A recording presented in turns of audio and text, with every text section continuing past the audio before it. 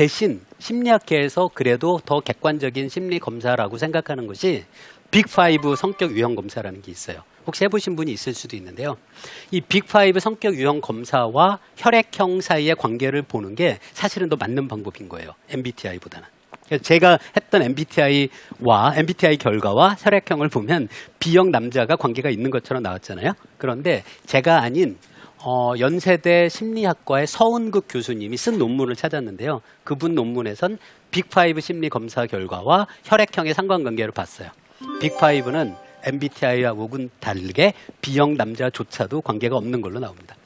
그래서 제가 얻게 된 B형 남자만 유난히 그 성격이 혈액형과 관계가 있게 나온 것은 MBTI 심리 검사의 문제지 실제 성격이 혈액형과 관계가 있는 것을 지지하는 그런 결과로 받아들이시면 안 된다는 얘기는 분명히 말씀드릴 수 있습니다. 그러니까 B형 남자인 분들이 일종의 피해자인 거예요. 본인의 성격은 그게 아닌데 사람들이 하도 B형 남자는 이래, B형 남자는 저래라고 얘기하니까 본인의 진짜 성격은 그게 아니어도 사람들의 영향을 받아서 맞아, 내가 성격이 급한 것 같아 라고 잘못된 생각을 본인이 갖게 되고요. 그게 반영돼서 MBTI 결과가 이런 식으로 나왔던 거죠. 자, 여기까지 연구를 한 다음에 이제 과학자들은 논문을 써야 돼요. 논문을 쓰는 것이 과학자가 세상에 존재하는 어떤 존재 방식이라고 생각할 수 있거든요. 논문을 쓸 생각을 하니까 눈앞이 캄캄하더라고요. 성격과 혈액형의 관계를 갖고 과학 논문을 쓰자니 이게 학술지에서 이런 논문을 실어줄까 좀 걱정이 됐어요. 그래서 추가적으로 한 연구가 있었어요. 그 연구는 뭐냐면 여러 나라의 혈액형의 분포를 조사를 해서 해봤어요. 제가 찾은 한 홈페이지에 있었던 데이터인데요. 이걸 보시면 예를 들어 차이니스 패킹은 뭐냐면 중국이 북경 쪽에 살고 있는 그 사람들하고 남쪽에 살고 있는 사람들이 조금 다르거든요. 북경 쪽에 살고 있는 사람에 대한 혈액형 조사 결과예요. 29의 의미는 O형이 북경의 중국인들은 29%란 뜻이에요. 다음에 A형이 27%, B형이 32%, AB형이 13%. 이런 식의 통계 자료가 이 엑셀 파일 하나로 정리가 되어 있는 것을 찾았어요. 그럼 이제 제가 뭘 하고 싶은지 알겠죠? 이걸 이제 분석을 할 텐데요. 자, 그러기 위해서 이제 여러분 고등학교 때 배운 혈액형이 어떻게 결정되는지에 대해서 복습을 해봅시다. 자, 여러분 혈액형이 A형이다 라고 할 때는 그건 표현형이라고 얘기해요. 그런데 똑같은 A형이어도 유전형은 두 가지가 있어요. AA도 있고 AO도 있죠. B형도 마찬가지로 BB도 있고 BO도 있어요. AB형은 AB밖에 없고 O형은 O밖에 없죠. 이 네 가지가 있는 거죠. 그 다음에 아래에 있는 식은 P 더하기 Q 더하기 R. 이걸 어떤 식으로 생각한 거냐면요. 앞에서 유전자 A, B, O의 비율을 각각을 PQR이라고 놓은 거예요. 그 다음에 이걸 제곱을 해봐요. P 더하기 Q 더하기 R을 제곱해요. 그럼 항이 쭉 나오잖아요. 6개의 항이 나오는데 각각의 항의 의미가 뭔지를 여러분이 생각해 볼 수 있어요. 처음 나온 P 제곱은 뭘까요? P가 둘이 만난 거죠. P는 A형, 유전자 A의 비율이에요. 그럼 P 제곱의 의미가 바로 AA예요. 그죠?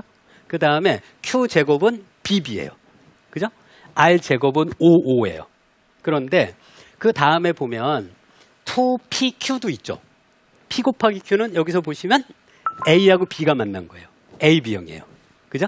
그러면 이렇게 생각해 보시면 이 수식 6개의 항 중에 2개가 표현형인 혈액형 A형에 해당해요. 그게 바로 뭐냐면 P제곱은 AA고요. PR이 AO나 OA예요. 그죠? 근데 앞에 왜 2가 있을까요? 2가 있는 이유는 AO가 되는 가능성이 두 가지가 있기 때문이에요.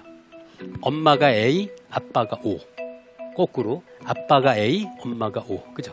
그래서 2가 있다고 생각하면 돼요. 그래서 지금 우리가 실제 여러분의 혈액형을 조사해서 통계적으로 얻는 데이터는 표현형인 A가 몇 퍼센트 있는지 PA를 아는 거예요. PA, PAB, PB, PO 그 4개의 퍼센트를 측정해서 우리가 알 수 있어요. 그런데 각각의 표현형이 어떻게 결정되는지를 보면 A형이라는 혈액형의 표현형은 유전형으로는 AA일 수도 있고 AO일 수도 있지만 이 두 개를 더해서 얘가 만들어지는 거죠. 예. 그게 무슨 얘기냐면 실제 데이터로 얻을 수 있는 건 표현형에 대한 4가지 데이터인 거예요. A형이 몇 퍼센트, B형이 몇 퍼센트, AB형이 몇 퍼센트, O형이 몇 퍼센트. 근데 그 4개의 숫자를 이용하면 P와 Q와 R, 스몰 PQR을 다 계산할 수 있다는 거예요. 이걸 연립해서, 그죠? 그런데 어쨌든 스몰 p, 스몰 q, 스몰 r이라는 게 확률이잖아요. 이 세 가지를 다 더하면 p 더하기 q 더하기 r을 하면 1이 될 수밖에 없어요. 그렇잖아요. 그럼 무슨 얘기일까요? p, q, r, 스몰 p, q, r 세 개의 숫자 중에 두 개만 독립적이에요. 이게 무슨 뜻이냐면 모든 인종 집단에 대해서 표현형으로서의 혈액형 분포를 다 계산해요. A형 몇 퍼센트, B형 몇 퍼센트, O형 몇 퍼센트, AB형 몇 퍼센트. 그 숫자가 4개처럼 보이잖아요. 사실 그걸 하지만 스몰 PQR로 바꿔서 표현해버리면 숫자 2개가로 표현된다는 거예요. 그럼 어떻게 하면 돼요? 각각의 인종 집단을 이와 같이 2차원 평면위의 그림으로 표시할 수 있어요. 제가 택한 것은 P하고 R이에요. 그럼 이걸 쭉 보시면 예를 들어 유럽은 이 십자 모양이고 뭐 이렇게 제가 표시를 했는데요. 보면은 그 약간 이렇게 모여 있는 것들이 좀 보이죠. 그러면 이 2차원 평면 위에서 생각해 보세요. 2차원 평면 위에서 예를 들어 요 점하고 요 점은 굉장히 멀잖아요. 그게 뭘까요? 이 인종 집단과 이 인종 집단은 혈액형 분포의 면에서는 굉장히 멀 그런 집단이라고 생각할 수 있죠. 그래서 제가 이 데이터들을 다 이용을 해서 그 다음에 했던 것이 전 세계의 혈액형 분포의 연결망을 만들어 봤어요. 여기서 연결망 구조에서 두 집단이 가깝게 있는 것은 혈액형 분포가 비슷한 거예요. 멀면 그 혈액형 분포가 많이 다른 거고요. 이걸 보시면 좀 어느 정도 말이 된다고 생각했어요. 저는 예를 들어 여기 제가 가운데 이 붉은색 박스를 친 곳을 보시면 차이니스 칸톤이 어디냐면 광동 지방이에요. 광동 지방과 베트남, 필리핀은 혈액형 분포가 비슷하다는 거예요. 그럼 그렇듯하죠. 약간 남쪽 분들이고요. 그 다음에 우리나라, 코리아는 차이니스 패킹하고 비슷해요. 북경 지역의 중국인과 우리나라가 혈액형 분포 방식이 비슷해요. 근데 제가 해보고 재밌었던 게 그 일본이 이쪽이 아니라 러시아라고 가깝더라고요. 그게 아마 일본이 그 북쪽의 홋카이도 지방을 통해서 예전에는 빙하로 연결돼 있어서 얼음이 때문에 그 러시아 사람들이 얼마든지 자유롭게 왔다 갔다 했을 시기가 있대요. 그런 영향이 아닐까 하는 생각을 해볼 수도 있었어요. 그리고 제가 자세한 얘기는 안 했지만 여기 보시면은 어느 정도 그럴듯한 결과들을 볼 수 있어요. 서유럽이 모여있는 부분이 있고요. 동유럽이 모여있는 부분도 있고 그렇습니다. 그런데 사실 이 네트워크, 이 분석은 조금 조심을 해서 받아들이시긴 해야 돼요. 왜냐하면 실제는 굉장히 다른 집단일 수도 있어요. 그런데 혈액형 분포가 우연히 같아도 마치 굉장히 가까운 집단처럼 표현되긴 하는 거죠. 그래서 여기서는 이걸 100%를 받아들이시면 안 돼요. 하지만 실제 가깝다면 그러면 여기서도 가깝게 표현돼요. 문제는 실제는 굉장히 많이 달라도 혈액형만 보면은 여기서 가깝게 표현될 수도 있는 위험은 있죠. 100% 받아들이진 마시고요. 하지만 이런 분석을 해볼 수 있다는 게 저는 상당히 재밌다고 생각했어요. 제가 이런 분석이 재밌다고 생각한 이유는 제가 사용하는 데이터가 모든 사람에게 공개된 그냥 혈액형 분포인 것뿐이에요. A형, B형, O형, AB형이 몇 퍼센트 있는지 그것만으로도 각 인종 집단 사이의 관계가 어떤지를 유추해 볼 수 있는 그런 방법이어서 저는 상당히 재밌다고 생각했었습니다. 자, 그래서 이 연구를 진행을 해서 이제 결국 논문을 쓰게 됐죠. 그래서 이게 그 논문이에요. 그 블러드 타이트 디스트리뷰션, 혈액형 분포에 대한 논문을 썼고요. 첫 번째 제 이름이 보이시죠? 그리고 저 맨 뒤에 있는 분이 그 MBTI를 그 도움을 주신 심리학과 교수님이시고요. 그 다음에 이 논문에 보면 재미있는 얘기가 있죠. BJK가 저예요. 제가 이분에게 감사한다는 거예요. 왜 감사하냐면 처음 이 연구에 동기를 부여해줘서 감사하다는 거예요.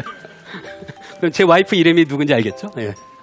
지금까지는 이 논문이 제 와이프 이름이 등재된 유일한 논문입니다. 그래서 자랑스럽게 아내한테 보여줬죠. 여보, 지난번에 우리 혈액형 갖고 부부싸움 한 거 있잖아. 그거 갖고 논문을 썼어. 라고 딱 보여줬더니 제 아내가 뭐라고 했냐면 뭐라고 했을 것 같아요. 아이고, A형이니까 이런 연구나 하고 있지. 그래서 제 아내가 보면 그 방송 볼까봐 걱정이긴 한데요. 굉장히 제가 보면 B형 같아요. 굉장히 성격도 급하고 한 BB도 아니고 B가 3개쯤 되는 것 같아요. 그리고 가끔 제 아내가 오늘의 운세를 보내줘요. 신문에 보면 오늘의 운세, 몇 년생은 오늘의 운세가 어떻고 하는 거 이렇게 있잖아요. 그걸 저한테 문자로 보여주는데요. 오늘의 운세는 제가 보니까 좋더라고요. 이게 맞아서 좋은 게 아니라 그날 그 아내가 오늘의 운세를 이걸 알려줬으니까 예를 들어 가까운 사람을 조심해라 그러면은 하루 살면서도 그런 걸 이렇게 생각하게 되는, 그리고 그게 매일매일 운세가 바뀌니까 매일 생각하는 내용이 바뀌어지는 면에서는 저는 긍정적인 효과는 있어 보여요. 사실 부부싸움으로 시작한 얘기잖아요. 서로 얘기하다가 혈액형과 성격에 관계가 있느냐 없느냐라고 얘기를 해서 부부싸움으로 시작했다가 부부싸움이 결국 논문으로 된, 그래서 제가 굉장히 재밌게 진행했던 그런 논문입니다. 혈액형과 성격은 저는 지금 우리 사회에서도 지금도 진행 중이라고 생각하고요. 이건 굉장히 큰 걱정거리예요. 여러분도 그 걱정을 저하고 좀 공유하셨으면 좋겠는데요.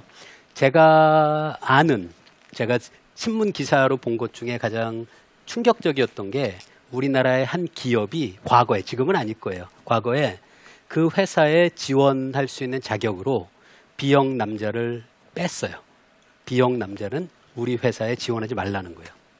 그것뿐 아니에요. 우리나라의 한 회사는 이건 몇 년 안 됐어요. 그 회사는 신입사원을 받잖아요. 그 사원들을 부서 배치를 해요. 그때 혈액형을 갖고 한다는 거예요. 저는 이게 우리 사회에서 여전히 진행되는 문제라고 생각하고요.